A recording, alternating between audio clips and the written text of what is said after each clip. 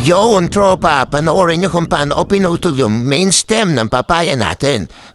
So, ito yung papaya natin na lalaking papaya yan. So, nilagyan ko siya ng side drop ng babaeng papaya. Wow! Yan yung babaeng papaya, medyo dugtong na sila kasi yung kalus niya, medyo makapal na, so nagdidikit na sila. Kaya gagawin natin dahil tumubo na yung mga usbong na babaeng papaya na nakinabit natin doon sa main stem niya. Pwede na natin siyang putulin.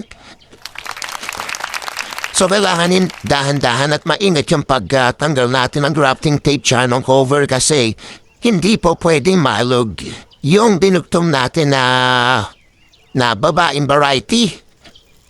Kasi pag naalog yan, hindi magsasucess yung dugtong nila. So yung meron sa tutok na inalis ko yung medyo part na tuyo na dahon. Pero marami siyang uspong sa gilid. Tapos yung pag pinutol na siya, huwag niyo sasagad dun sa pinagdugtungan nila. Kailangan at least mga 3 to 5 inches. Yung layo niya dun sa gatlan ang pinagdugtungan nyo. Para hindi sila maalog. Ayan, pagkaputol natin dyan sa main stem, so silipin natin yung itsura niya. Ito yung lalaking papaya, so mas maganda pag lalaking papaya, gustong gawin babaeng papaya, ganyan ang gagawin niyo.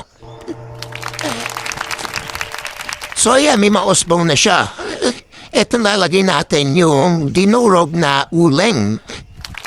Yan, ilalagay natin doon sa pinagputulan niya. Ang kagandahan kasi dyan sa uling na pinampino, para iwas bulok, hindi siya mabulok yung main stem niya. Okay. Ayan. So, this shape yung papaya natin pag yan na nilagay natin.